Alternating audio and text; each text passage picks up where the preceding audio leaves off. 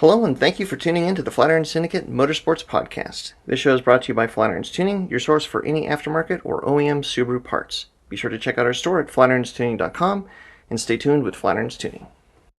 Well, welcome back, everybody, to the Flatirons Syndicate Podcast. We're here in the shop. We've got special guest Jeremy from Money Shift Rally and Mike Pettiford from Go For It Services. Go For It Racing is back again.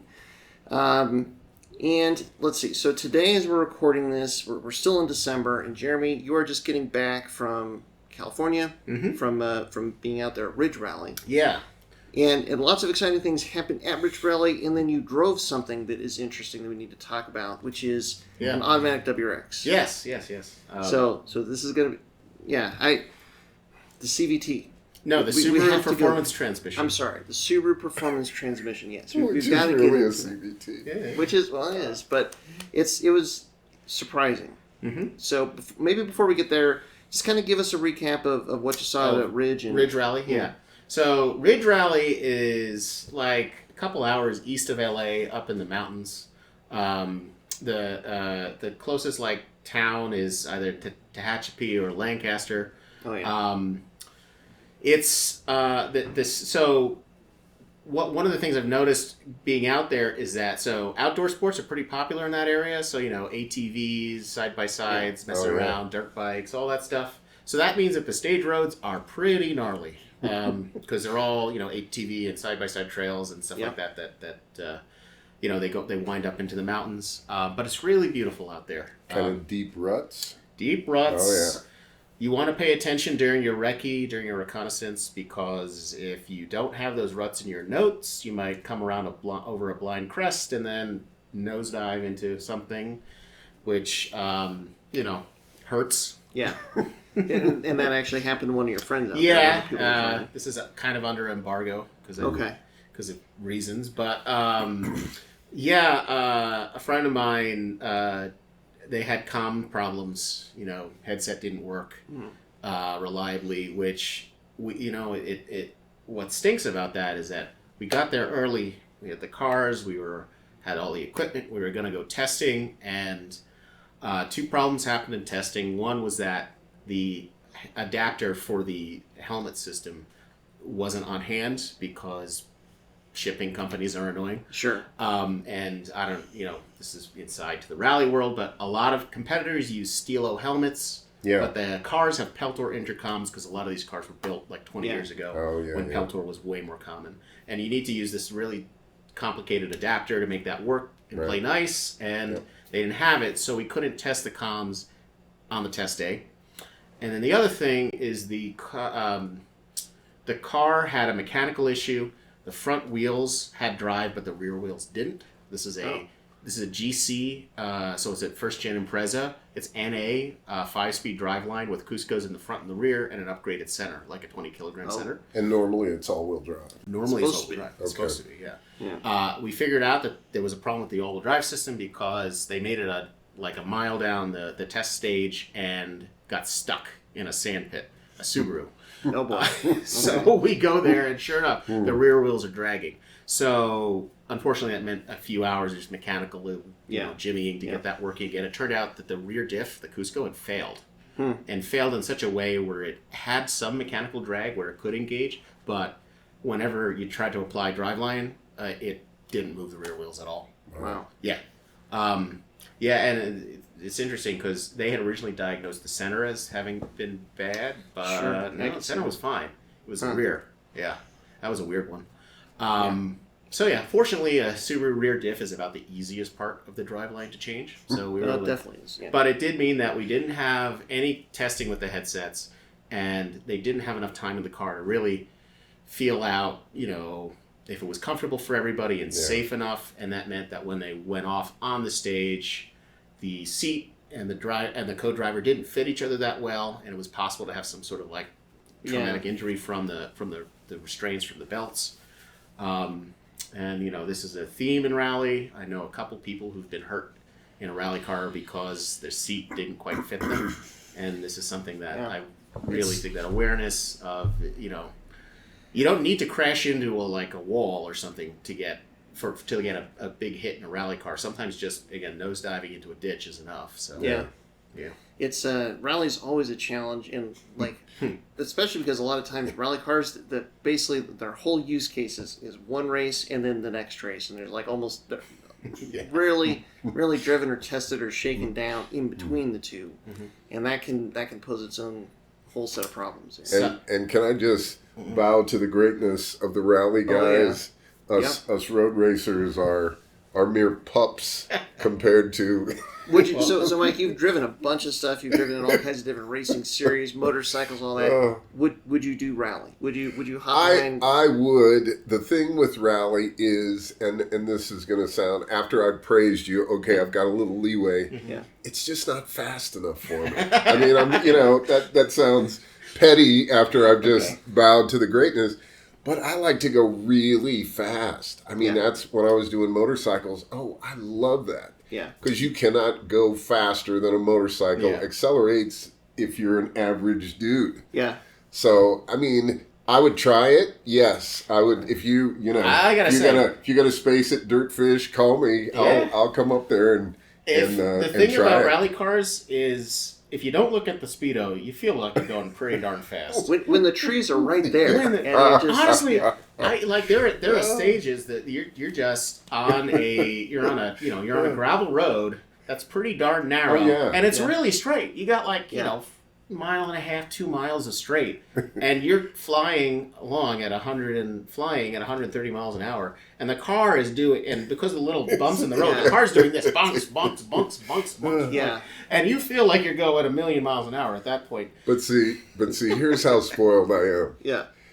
When I was doing motocross, and cross country, cross country is kind of the equivalent.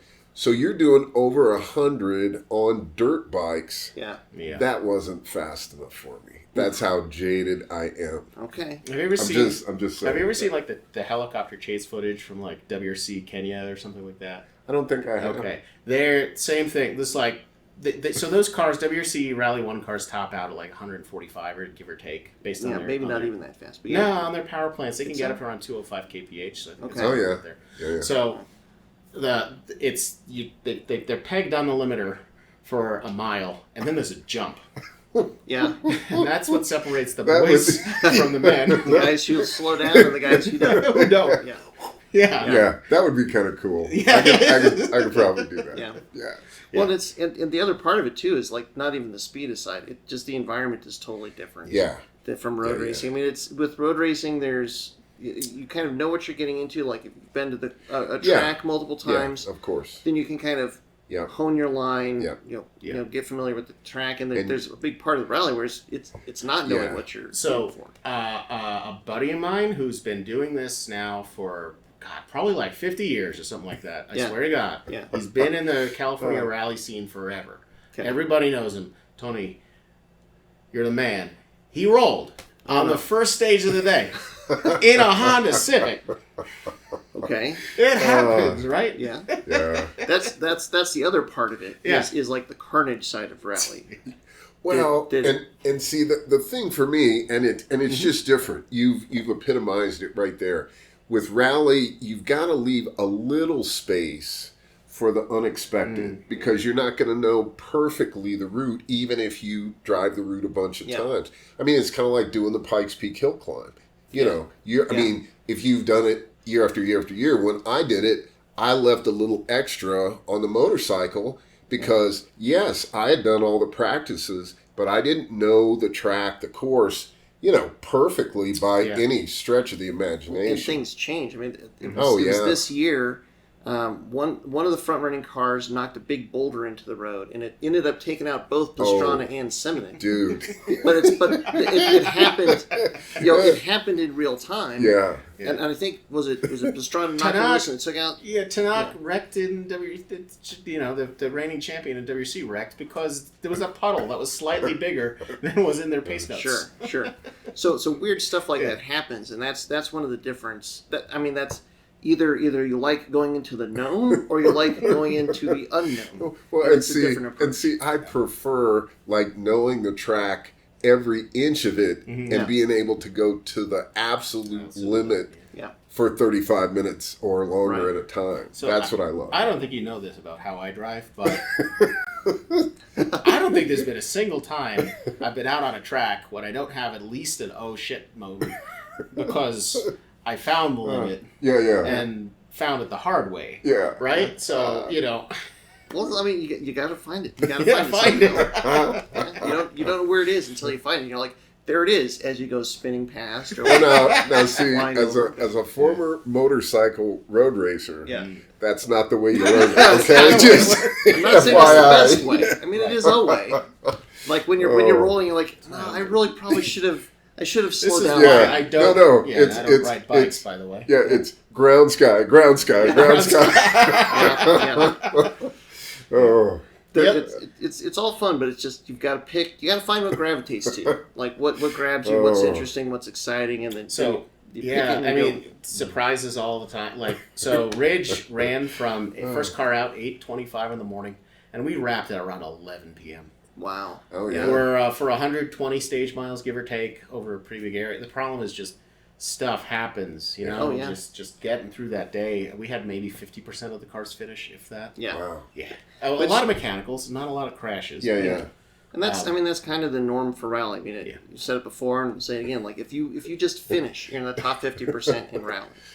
So I mean, it's a war of attrition. It's the length of the event. I mean, it's just a. So a buddy of mine who's a co-driver was.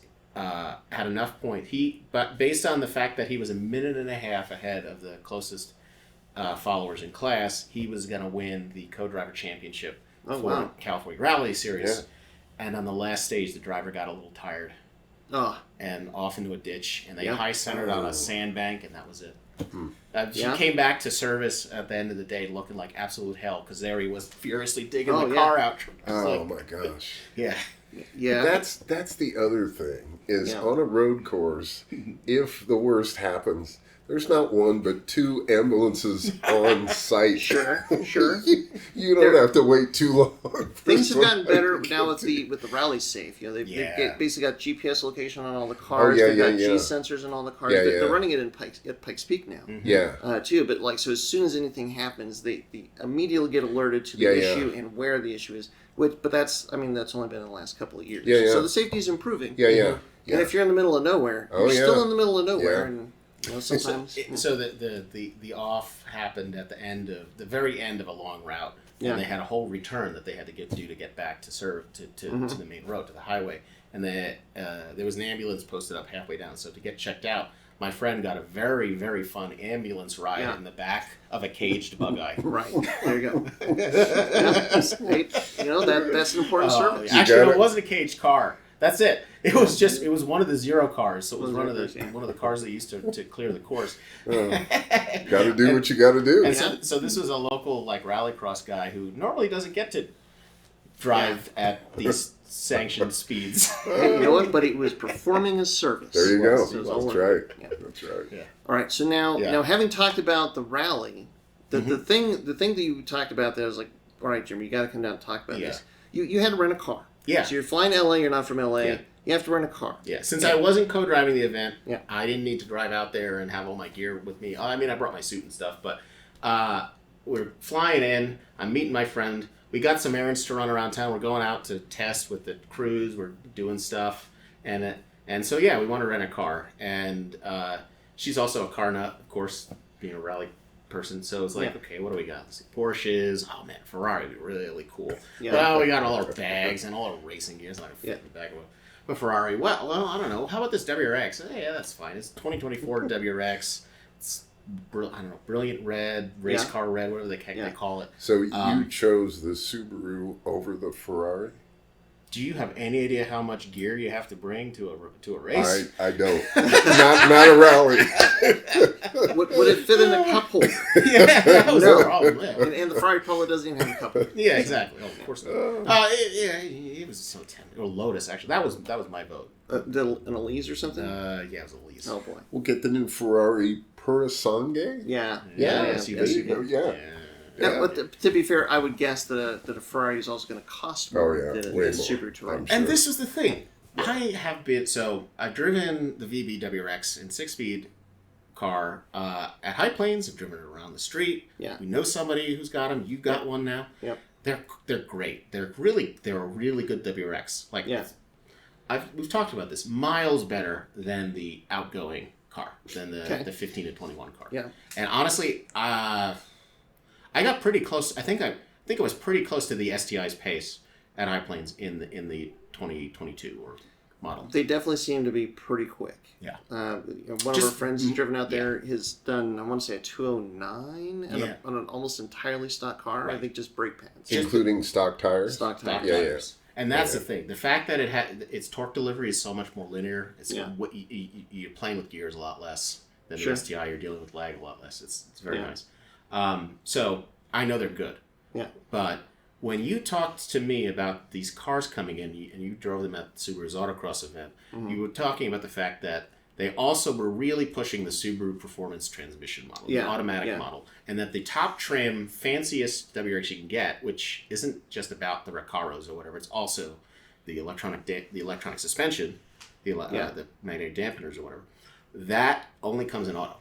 So this is the WRX GT. Right, the WRX GT. And this is the thing that I've been really wondering about the last 2 years, that Subaru seemed to really want...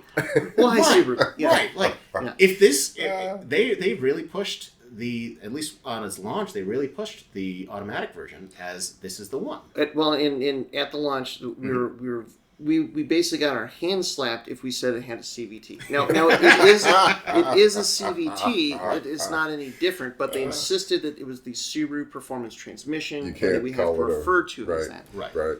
Now, and what they at the time, this is 2 years ago. They said that it was different, but they couldn't really exactly tell us how or why. But you've done a little digging, Jeremy, and you kind of maybe have an idea what's going on. Let me just preface. I know, 4 people with VBs. They're all 6-speed manuals. In fact, my neighbor has one, and she bought it because it was the only manual car she could find on a dealership. So the CVT in the VB WRX, it's a TR690. It is the big boy of Subaru. Only has 2 CVT transmissions that they put in everything. They got the big one and the slightly smaller one.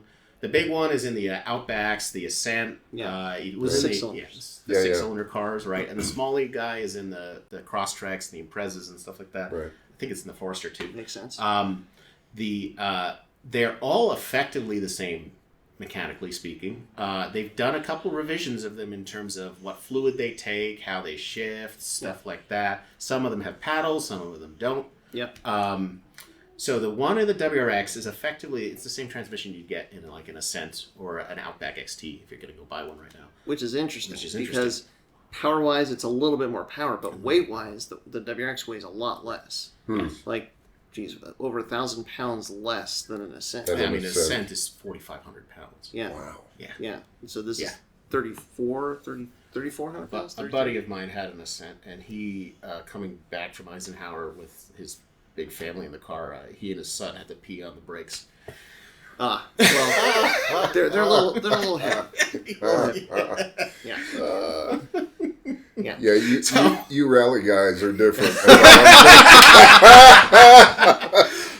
You won't see a road racer doing that on the side of the road. I don't think. I guess we should assume that it was because they're overheating and not it's just like a superstition thing. But okay, all right, yes. Honestly, I can think of a couple rallies where that technique might have saved us. Okay. Or might have helped at various points. Like I don't know. Like oh boy. Yeah. Let's move on. Okay. The the WRX, so that they have an SI drive, right? They've got their throttle mapping modes. Yeah.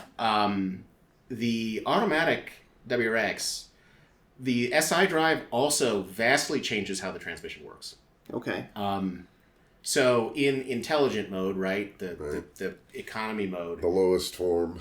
The lowest form.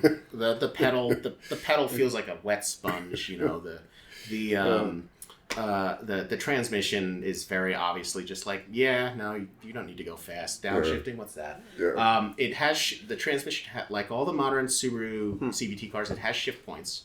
Okay. You stick it in the manual mode and it tells you have 1 through 8. Okay. Gear points. Yeah. And it's so you're driving along in intelligent, you put it in sport mode, and things change up a bit. It's interesting when you turn the car on; it's always in sport, as far as I can tell. Okay. At least that's what maybe I'm wrong about that. I can't remember now. I thought it stayed in whatever you had it in. It doesn't stay in sharp. It doesn't stay in sharp. I don't think they would want to do that. Yeah. So in sport mode, it's very responsive to how you use the pedal. The pedal feels really responsive, and if you put any more than 50% throttle, it will rev hang. It'll rev all the way up to 6 before it goes to the next gear. If you go wide open throttle in sport or sport sharp, it bangs through the gears. It really feels like you're driving a DSG car. It shifts hard. Bam, bam. It shifts so hard.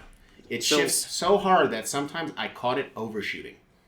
It would almost like And red line 65? 6. 6. Yeah, it's a lower red line in the FA24s. Okay. So the first thing we should mention here, and this is what's so interesting, is you didn't spend 15 minutes in this car. You were out there for a week. Yeah. Yeah. And I put 600 miles on it. Oh, wow. Yeah. So you had it for multiple days, a few hundred miles. So you actually really got to spend time in this car, really get familiar with it. Drove it on horrible LA traffic, drove it outside of town, went up on a canyon run. So it went up to this town up by a lake called Kent Valley, I believe. Kern Valley, which involved a 35 or so mile canyon run. Okay. Going up this mountain in this car. And by the way... And you had it in the manual mode for this? So if you put it in Sport Sharp, you are in manual mode. There's no automatic. Okay. Cool. And it aggressively downshifts. It's very interesting how it does this. So the worst part about that car was the brakes. Sure. The stock brakes on that car are extremely weedy for what it does, for the amount of power it has. The fact that it aggressively downshifted is the only way you could stop that car. So you were getting, it was aggressively downshifting, and you were getting a decent amount of engine braking through the transmission. Interesting. And in California, apparently there's a state law where if you're on a canyon road and somebody faster is behind you, you have to let them pass. Amazingly enough. That's kind of cool. Interesting. I had a very interesting run up and down that mountain. Okay. Yeah. Okay. People were moving out of the way. Oh yeah. No, it was cool. All right. And the car was great at that. It was really good at that. They've definitely stepped up the suspension. Yeah. With the new chassis. I mean, if you've got that kind of transmission and that kind of feel, I mean that sounds like fun. It sounds like it was fun. It felt tight. So I've got it. Again, I would say I swung that car around more than I should have in a rental. But hey, it's a rental. Yeah. You checked the total full insurance. Yeah, full insurance. Yeah, we always check that box. Not only that, but we also went not off road, but we went out because we went into some test stages. Yeah. I will say this: terrible on gravel. Okay. The open diffs make it useless. Sure. Oh, wow. Sure. So that car is, like many now, has open differentials and uses selective braking to provide torque split. So no limited slip anywhere? No. The center diff. The center diff is not even a limited slip, though. The center diff is a clutch. It's an electronic clutch. It's like, I think it's a transfer clutch, yeah. Isn't it something like the DCCD, but it doesn't act, it's not active like in the SA transmission? So here's the thing. That would be the 5E-ATs. I've never seen a TR690 that has that VTD diff in it. I thought that the WRX GT might give you some access to that, but here's the thing. So I haven't taken apart. This was just an automatic though that you had. This was not a the GT. It was a premium trim one. Okay. Why wouldn't they put a limited slip in the rear? Because they haven't ever. My WRX doesn't have a limited slip. Huh. The STIs were the only ones that ever got limited slips. Well, no, the WRX had it up to 2007. And then in 2008 they went to an open diff. When basically traction control got mandated in 2008, so that every car had to have traction control. Because before that, the WRX didn't have traction control, so they put the limited slip diff in it. All right. And it was just viscous. It was just a viscous diff in the back. But then once traction control came in, we're going to have to use the brakes, so they switched. What that meant, though, is that it got incredibly bogged down on any kind of loose surface. It was useless on okay. All right. So my question, after hearing all that, so Mike, you've driven a bunch of cars. Have you ever driven a car with a CVT that was exciting or that was interesting? No.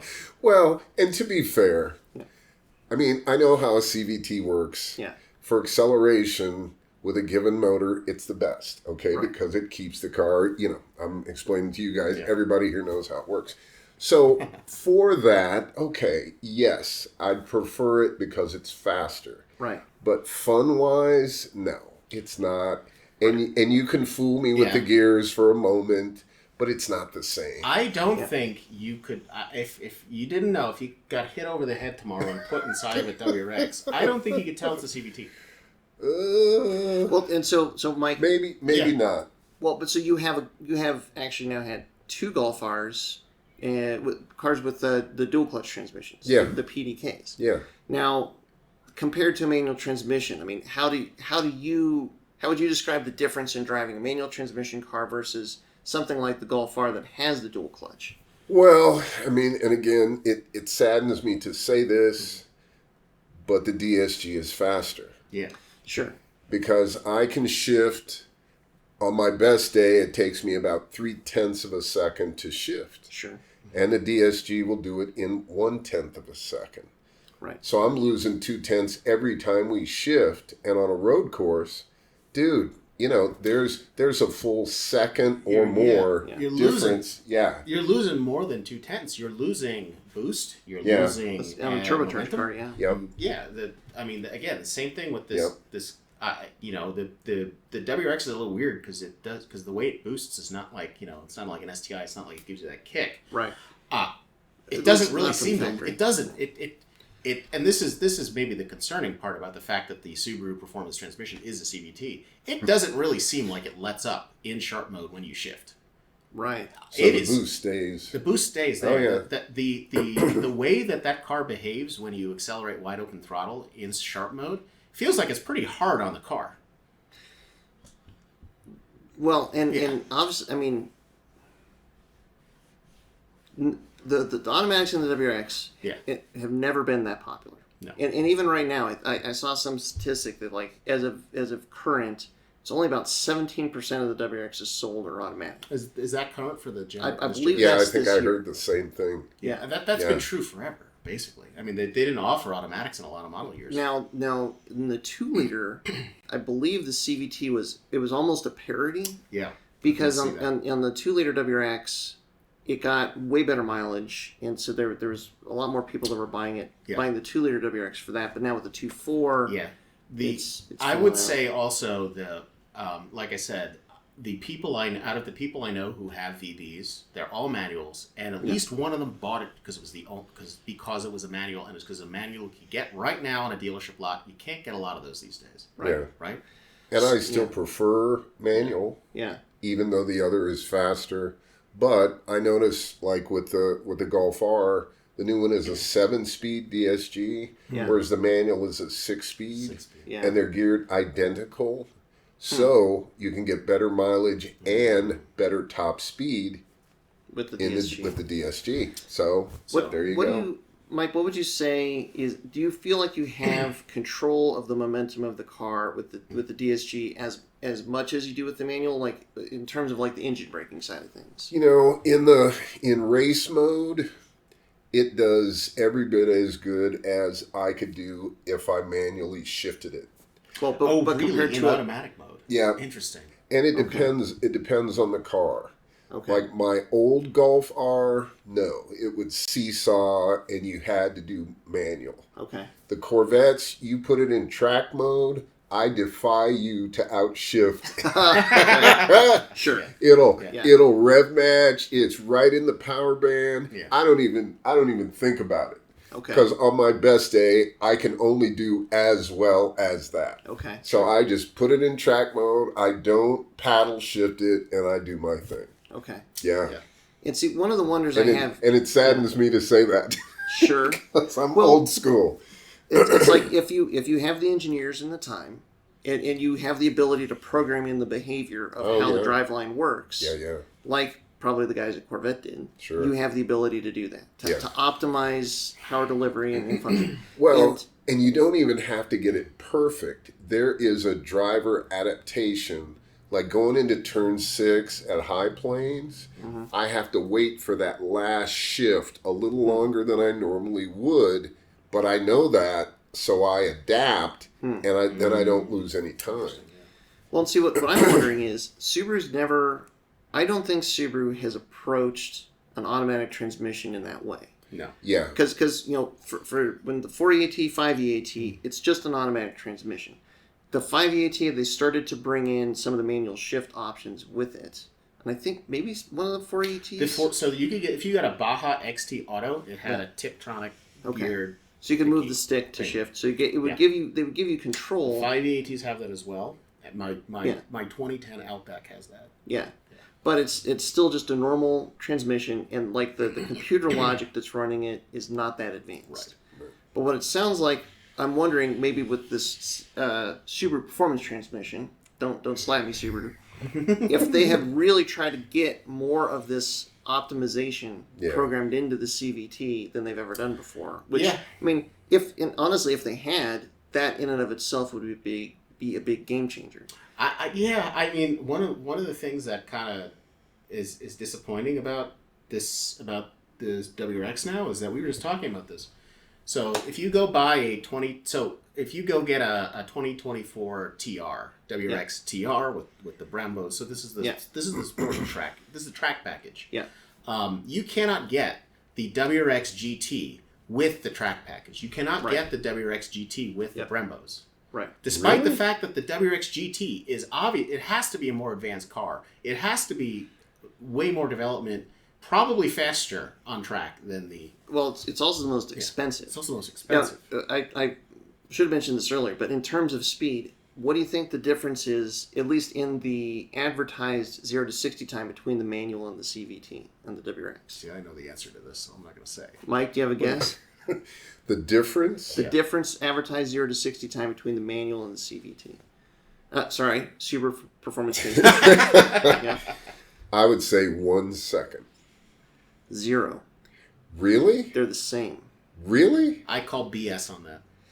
Well, and I half wonder if that's why they force you into manual mode in Sport Sharp to basically simulate the gears and force you to shift.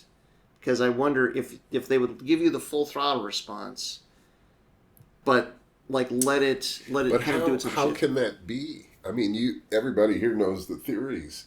I'd say this 0 to 60. So I think they did it on purpose. That's my conspiracy theory. I'll put it to tinfoil. So hat. this has not been tested. This is second gear in the since the WRX is a split case 6-speed. Second gear might get you 60 miles an hour in the 6-speed. Oh, okay. In an STI, it won't. Yeah. In most STI, I think every STI they've ever sold, third gear is 60. Yeah. So and that extra shift, which always feels bad. Yeah. Well. But I can top out at in my 5-speed car, I can hit 60 in second gear. Yeah. And I think that's how those transmissions work too, because I think they added the 6th gear on top of it. I thought it was still down low like the 6 speeds, but it was slightly taller first. But I have to look at the ratios. Maybe have to look. But so like maybe we should explain in at least a little bit of detail why, in theory, like a dual clutch or a CVT should be faster than the manual. Right. Which it has to do with like what we were talking about before about like, so if you're manually shifting a car, there's just a certain amount of tenths of a second that you're not going to be accelerating. You have to come off the throttle, push on the clutch. Drop off for a moment. Yep, and then you come back on. Right. And then there's just the time to physically row the gear. Right. And especially in a Subaru, where it makes the biggest difference in a Subaru is you have so much volume that you're having to pressurize because of where they put the turbo. Yeah. Now, the newer cars... Like that, Well, but the newer cars, where they're putting the turbo as close to the engine as possible, it's less. But on like the older, like the GD series, whatever, where you've got feet of piping between the cylinder head and where the turbo sits, there's more of a drop off, and it takes a little bit longer to get the turbo back to speed. The VA has longer intercooler piping than the FA is a much longer intercooler piping. Well, the FA also has the front mounted turbo. Yes, that's what I'm saying. So it's getting less and less and less. Yeah. But on the older cars, there's more. And I guess it should be said, and I'm not recommending this. Yeah. But if you bang shift it, you don't lose boost on a manual. True. I'm not saying to do that. Professionals only. And this is the other thing about the VB. It's a split case 6-speed with a cable-driven shifter, isn't it? Yeah. Yeah. that shifter sucks. It's not great. It's not great. It's not great. Like, you know. Yeah. But so the CVT or the dual clutch, you basically there's more gears. You're not having to engage a clutch or manually shift anything. So like from the engine standpoint, in theory, it should be faster. It should be faster. It should be a lot faster. I'm sure it is. And I would swear that for the 2-liter WRX, the CVT was the faster between the two. I'm sure that was too. Yeah. Yeah. So it's. I wonder if they've nerfed that. Or, I mean, so this was Subaru's numbers, or this was like... This is Subaru's advertised Consumer numbers. Reports or something like that. Because you know... What's weird is... It'll be really hard, but I bet you we could find an automatic WRX and test this theory. There's got to be one out there. I know a couple of drivers that could test it. Yeah. Well, so as we're recording this, I don't think you guys have seen it, but Haggerty just put out a video where they did a drag race between all of the fastest cars below $35,000 that you can find.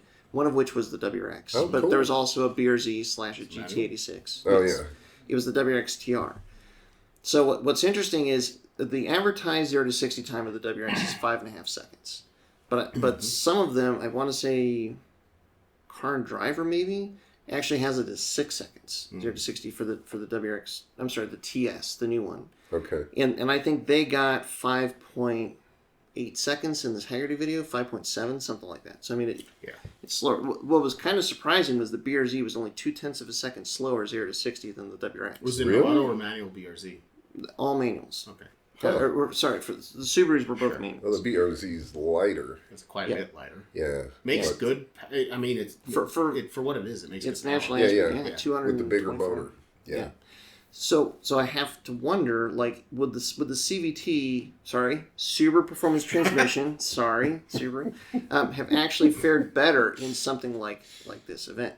But of course, the question, the other big difference is, like what we've always wanted. I mean, we've always wanted a dual clutch. Yeah, and the fact that Subaru... And they've never given it to us. Never given to us, but the fact that Subaru has made something that they actually put the words Subaru Performance and Transmission in the same sentence. It behave like... And they're making it behave like it. I remember when the WRX GT came out, because there was something about how it would like... It was like doing pops and stuff like that on downshifts and... Yeah. It does. It does. So that it behaves. I mean, they're really getting this Super Performance Transmission to behave like a dual clutch. And the fact that they're selling more manuals like in a 9-to-1 ratio is cool for us people who like to waggle our sticks. Yeah. But the problem with that is this the end of Subaru giving a crap about having a performance transmission? Well, you know, so because they have. I mean, this probably wasn't. You know, building cars is not cheap. Designing cars is not cheap. Right. They put energy into it to the point where they felt like they needed to differentiate it from being a CVT. They wouldn't have done that unless they wanted to sell a bunch of them, and they're not selling them. Well, and so here's the biggest concern that I have. Yeah. So Mike, you've got the Golf Rs, you've driven them at the track a bunch with the DSG, and you like it and it's fun. So here's what concerns me is, you know, Mike, you've got the Golf R, you've driven it at the track, you like it, it's fun with the DSG. Yep. It's like it is faster. Yep. Like and you drive it, you know that it's faster. Yep. It's an engaging transmission to use at the track if you're into that. Yeah, it's not nearly as good as the Corvette, but it's better than the previous Golf R. Right. So Subaru has never even given us a whiff that they might even consider actually putting a DSG or something in the car. Yeah. But they have to know that there's a lot of people that like the DSGs. Sure. And because of all the capability that they bring. Yeah. So they've now taken the CVT and they've made it work like a DSG as much as they can. And now, because it is, I'm going to say a CVT, and it has limitations thereof, they're probably getting it to be maybe like 8.5 tenths of what an actual DSG could be, but nobody wants it now. and the concern I have is sometimes Subaru is bad at reading the tea leaves because it's not they're not making the tea right. So I could, if they're making the Subaru Performance Transmission behave in this way and nobody's buying it, and the WRX customers are kind of avoiding it 9-1. Yeah. Subaru's like, oh, well, this means the customers are telling us they want this thing. And when we give them something that's like tangential to this thing that they want, they're not touching it with a 10-foot pole. Yeah. So we're not going to give them this thing because they don't actually want this thing. What the Subaru owners want is the return of the STI. What the Subaru owners want is they want to go buy a Bug-Eye. Well, maybe. I think ultimately what they want Subaru to take a big step forward. And like the VB WRX, I think it's a step forward, but it's like half of a step forward. There's some really good things that they did. How many VAs have you driven? You've driven some VAs? Not the WRX, not the STI. Maybe one or two, and not for any amount of time. So the VA STI is the exact same as the previous generation, the GB or whatever, right? Yeah. There's some little differences. The steering feels a little bit different. Yeah, maybe. Okay. Small. Very small differences. The VA WRX, I've driven Camrys that are more exciting than the VA WRX. Yeah. Right? Okay, maybe that's a lie. I haven't driven that. I don't know, the Camry TRD. The Camry TRD, I was going to say, is like, 305 horsepower, some shenanigans? Yeah. The VA WRX was such a placeholder of a car. It was Subaru really going left with the car. Basically making it's all-wheel drive. It's got a bit of performance, but again, there was a big gap between the STI and the WRX with that car. Yeah. It's hard. So I cannot compare VB WRX to a VA or any earlier STI because they really are such different animals. I'd say. Sure. Right. Sure. They're not. You can't look at it as like an upgrade of the STI. Now, what if in 2022 Subaru had said we are discontinuing the WRX? All we're making is the STI, and it was the same exact car. I don't know what it would have. I think it would have sold better. Yeah. Well, the VB is selling. Yeah. The VB they're selling. It is, but it's not. Ironically, it's not as good as the VA WRX, and I don't know. Sure. I don't know why that is. I don't know if it's timing.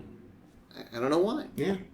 There were some years where the VA was in the over 30,000 units sold. Now, and this is WRX and STI combined, but a lot. And now I think that the best that the VB has done is like 18,000 units, and this year I think they're on pace to do maybe 12,000 total WRXs sold. And yet, it's the cheapest WRX they've ever made. Right. And I argue accounting for inflation. It is the best WRX they've ever made by far. I have the 13 WRX sitting outside the shop here. I drove that today. Yeah. It's okay. It's it makes you smile. I'll tell you this: getting out of the airport when I got back from LA, in the middle of the night, tired, whatever. Getting the WRX, turn it on. Vroom, that sounded good. Yeah. Rolling the gears on my way home. That put a smile on my face. Yeah. Sure. In a way, but I did. I mean, the VB Auto made me feel very smug and self-superior because of how nimble and zippy it was. But the 5-speed, the crap box with the 5-speed is more fun to drive. Yeah. Okay. Yeah. Right. So, I mean, is Subaru ever going to get it right? Is the wonder. I hope so. I think we're the problem, man. We're the problem? I think we're the problem. That we're not getting it right. The VB WRX is the best performance Subaru that they've ever made. Well, and to be fair, there's very few hardcore drivers left out there. So there's a lot of younger people that really don't know the difference between a real car and a non-real car. Sure. Performance-wise. Sure. So, I mean, Subaru's going to, they want to sell as many cars to the general public as possible. So this may be a good thing for Subaru. Yeah.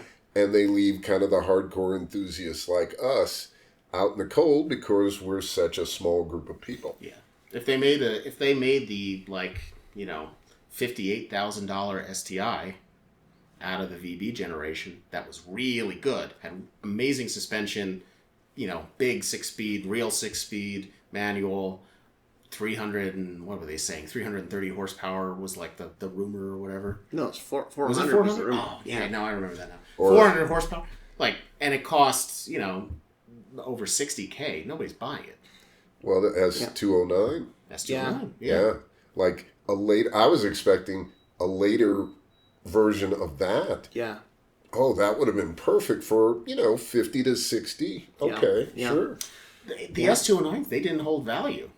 Well, no, they did. They actually they skyrocketed. Okay. If you, a low mileage S209. Sure. But my point as a driver's car, it's another STI. Right. Well, it's right. Its value is because of its exclusivity and its rarity, not necessarily because of its performance. Sure. Yeah. So this is, I guess, back to the transmission and the behavior and stuff. To my mind, what Subaru would have to do to get it right is to really blow our doors off with what the STI would be when it comes out. It has to be a whole nother level of performance. It would be, and this is like you're saying. Another phone call. This is what you're saying about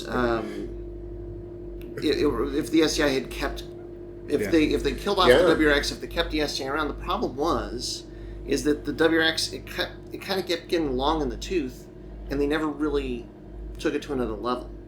And so if they had kept it, and Toyota comes out with the GR Corolla, and you're comparing the GR Corolla to a 21 STI, and they're for sale at the same time, how many people are going to look at the STI compared to the GR Corolla and feel like they're getting something that is a step up? Yeah. What the GR Corolla drivetrain is and can do, that's a step up from what the STI drivetrain can do. That the engine is more modern, there's more technology. What happens, if somebody at Subaru is listening, I really want to drive VB STI somewhere in the neighborhood of 400 horsepower, automatic, Subaru Performance Transmission. But it actually with two clutches in there. Or honestly, DSG. I don't care how the transmission works on the inside if it does the things right. If the output is good, who cares here's what's inside of it? The concern with the CVTs, and we've alluded to it, so we should at least mention it, is the fact that you got basically two different sized drums and a belt. Mm-hmm. And it's literally a belt. It's a snowmobile. It's a snowmobile. Snowmobiles use these a lot. It's a drum. But they have this, and there's no physically locking connection between the belt and the drums. It's just friction. Yeah.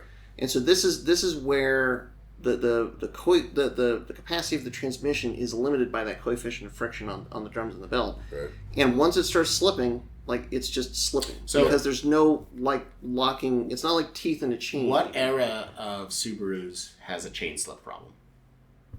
Well, the earlier ones. 10 to 14 Legacy Outback. TR690s, first of this generation of CVT that they put in those cars. 15 and up, any car outside that range, they do not have chain slip problems. The Ascent supposedly has a tuning problem with it, right? I don't know. They had a lot of issues with the Ascent, which does make sense because it's so much heavier. So much heavier. So you're stressing it. Yeah. I posit that the Subaru CVT is not as bad, anywhere near as bad as people think it is. It does seem like they've figured stuff out and it's gotten significantly better. And when they are serviced, they go forever. There are plenty of them that are out there with 400,000 miles on them at this point. Yeah.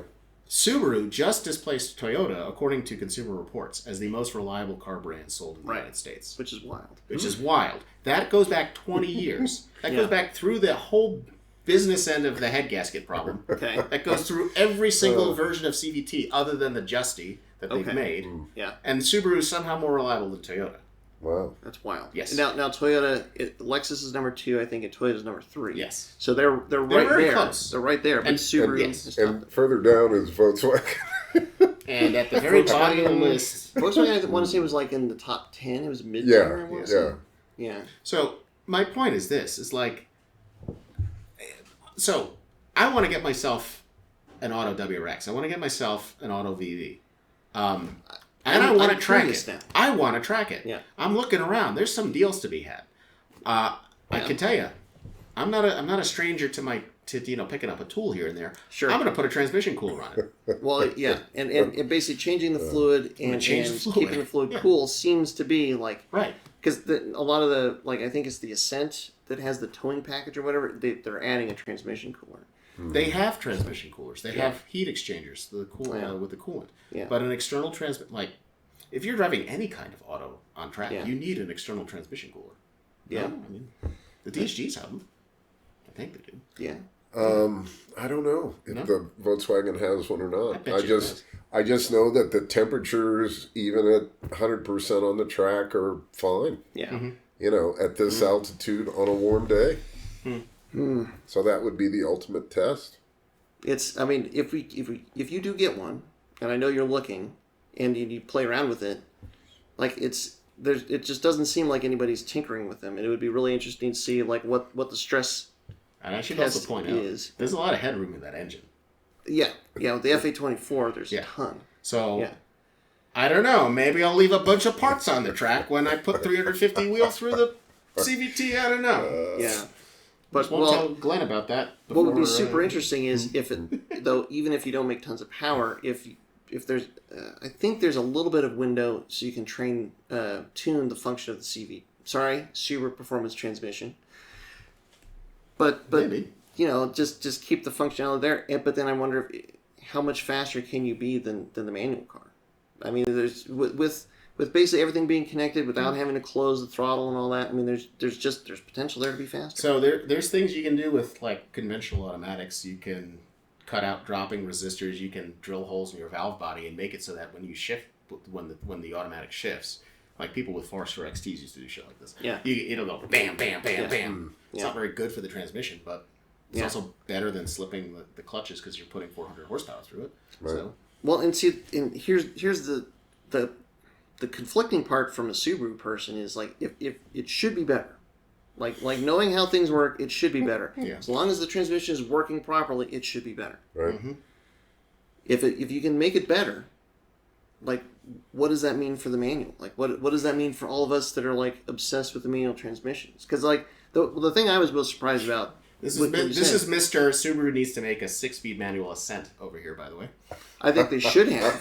They would have sold. Not going to happen. But they would have actually. Ironically, it probably would have been more reliable than CVT Ascent. And they would have actually sold them. I mean, if it has, if they put the STI 6-speed in there, like people would have bought them. Yeah. So they would have sold one. Absolutely. To you. Well, no, not to me. Okay. I know of like 3 people that wanted that. Sure. So they would have sold at least 3. But what does that mean to us that are thinking about the manual transmissions? Like, because here's the thing. It's not as efficient. No. Like, maybe it's more engaging, but it's not. It doesn't. Like, technology has now caught up to and past the manual transmission. There used to be an advantage because of the clutch one-to-one hookup. There was no slip.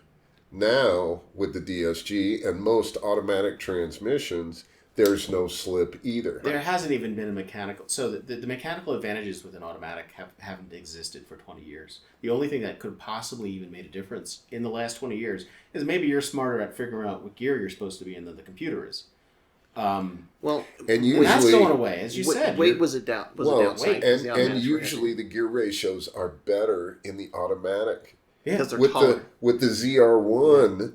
I had a client, I had an automatic ZR1, 2019, fastest one ever, and I had a client that had the stick shift. My car was faster in the straightaway because of the gear ratios. Yeah. I mean, it was sad. Well, and now you've got the DSG. If they can figure out the CVT, I mean... Again, I don't care how it works inside if it does the right thing on the output shaft. Yeah. And... I don't know. If it does the right thing on the output shaft. Yeah. We're at this weird point where there's really becoming significant performance benefits to these other options other than manuals. Yeah. But Subaru's, I think they're doubling down on the 6-speed manual in the VB because they're selling so many of them relative to the autos. And because I think they've probably recognized that one of the reasons that they're selling any of them at all is because it's a manual and there's people who are still looking for them. Sure. As daily drivers. And people love that in the BRZ too, because the BRZ being like the quintessential sports car, that sports car experience, that still is encapsulated. You know what's funny? A friend that I was with this past week, she dailies a new automatic BRZ. Okay. It's BRZ. It's not an 86. Yeah. But that's not a Performance No, CVT. That's an actual auto. That's a Toyota like 6-speed auto, I believe. Yeah. I think it's 6-speed. I can't remember now. Yep. Yeah. It is. So, and and I'm sure I know for a fact she gets the sort of the why all the time. It's because it's fine. It's her daily. Yeah. No. Yeah. I don't know. I mean, I get it, but I also don't get it. Yeah. I mean, I understand, but if it was me... Aren't you glad your dually isn't a manual? Yes, I am.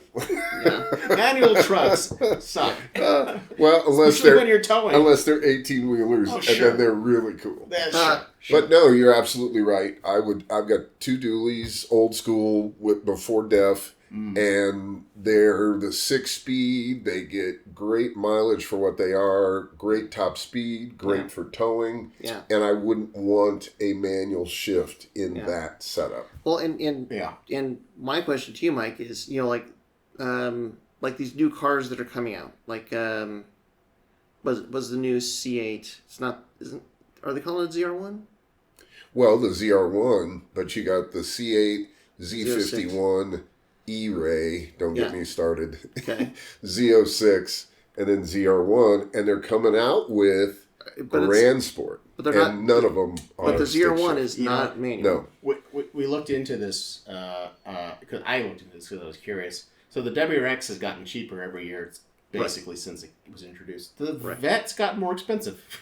Yeah. Okay. But it started so low. Yeah, sure. Dude, I know. 59.9 for a mid-engine, Oh, yeah. Dude. And yes, now they're more expensive. Well, but if they're going to these dual clutch transmissions because it's the faster option, like for you, the fact that it's faster, is it worth getting the faster option instead of having the experience of driving the manual?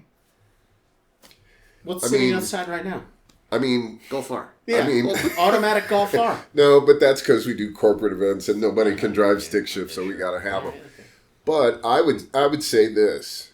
As long as you get to learn how to drive a stick shift properly. Yeah. Like I just taught a 16-year-old in a Miata. Okay. One of the best driver, 16-year-old stick shift driver. Rev match, smooth, takeoff, on a hill, emergency stop. Loved it. As long as you can do that, you can drive anything you want. That is true. In my book. That's true. But I guess what I'm getting at is the experience of the manual enough if it is slower? If that's just what it is. Yes. Would you? Yes. Yeah. Okay. I'm never going to get rid of manuals. I mean, most of my cars are manual. Okay. I'm perfectly happy with that.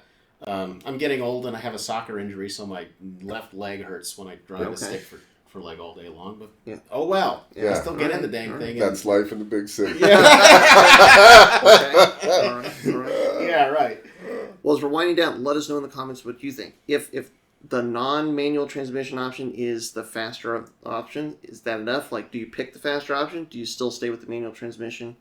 Do you think Subaru can make their Subaru Performance Transmission actually work within, like with the 8/10, 9/10 of what a dual clutch could be?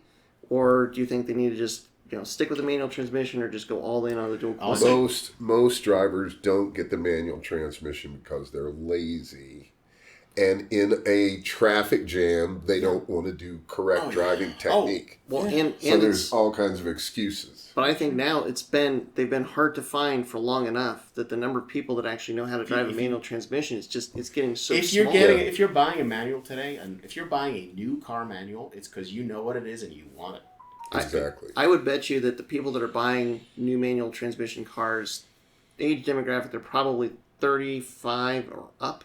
Yeah. I would bet you that they're not kids. No. I would also point out the VB Auto, great gas mileage. Shockingly great gas mileage. Which is what I was surprised how bad the mileage is with the manual. 500 miles on a tank. Yeah. I swear to God. I put 500 miles on it in like one gas tank. Yeah. And then it's more efficient. If it's more efficient and faster, these are becoming hard things to argue against. Discount. Yeah. Well, but Cadillac's still making their CT5V with the manual. Yeah. 670 You just said it. horsepower. 35 and up. That's their demographic. I think I don't know any 22-year-olds who are really interested in the new Cadillac. No, you're probably absolutely right. But I don't know. The Cadillacs, they're becoming. I mean, they're really throwing all their energy at making those things crazy. Like if you want a really good driving, handling sedan, like Cadillac is trying to get your money. Yeah. Yeah. Yeah, kids, hop in the car. Oh, I don't have to tell you to put on your seatbelt because you know how Daddy drives. That's right. Good boy. Yeah. That's right. Yes. Well, there's still fun cars out there. But it's like technology is changing things. The game is changing. We haven't even talked about EVs, which we won't. But yes, I know.